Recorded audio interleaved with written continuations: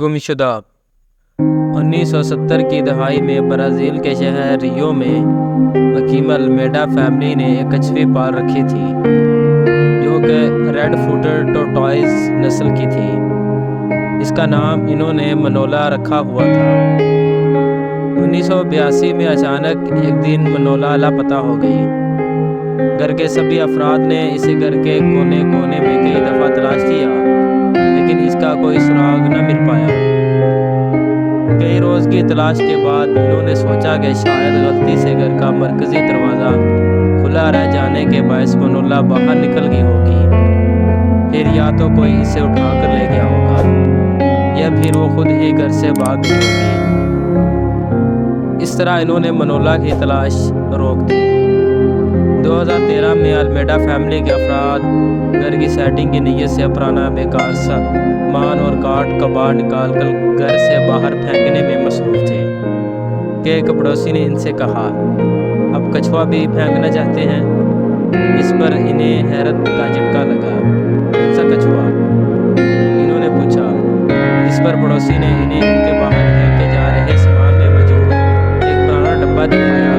یہ دیکھ کر ان کا محبت کا سانس اوپر نیچے کا نیچے رہ گیا۔ اس ڈبے میں ان کی 30 برس قبل لاپتہ ہوئی کچھوی منولا موجود تھی۔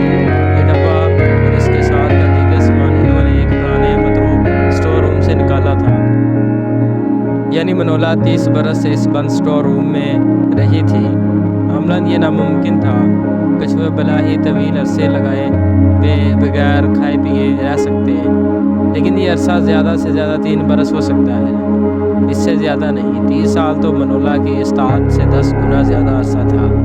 پھر آخر منولا 3 دہائیاں بغیر کھائے پیے ایک بند کمرے میں کیسے رہی؟ اس سلسلے میں برازیل کے ایک زوالوجسٹ ڈاکٹر پیرس نے اس اسٹور روم کا معائنہ کیا کہ جہاں سے منولا برآمد ہوئی تھی، تو انہوں نے اندازہ لگایا کہ اس بسیدہ کمرے میں بارشوں سے دیوار چھت ٹپکتی ہے اور بارشوں کے علاوہ بھی دیوار سے نمی خارج ہوتی ہے۔ یعنی منولا کے لیے پانی کوئی بڑا مسئلہ نہ تھا، وہ دیواروں سے رسنے والی نمی اور بارش کا پانی چاٹ کر گزارا کر سکتی تھی۔ لیکن اہم سوال یہ تھا کہ اس عرصے کے دوران اس نے خوراک کہاں سے حاصل کی ہوگی؟ تو ڈاکٹر پیرس نے کہا کہ منولا اتنے عرصے دیمک، چیونٹیاں اور دیگر کیڑے مکوڑے کھا کر گزارا کرتی رہی۔ منولا صحت مند تھی اور ابھی بھی اس کی اوسط عمر کے 20 سال باقی ہیں۔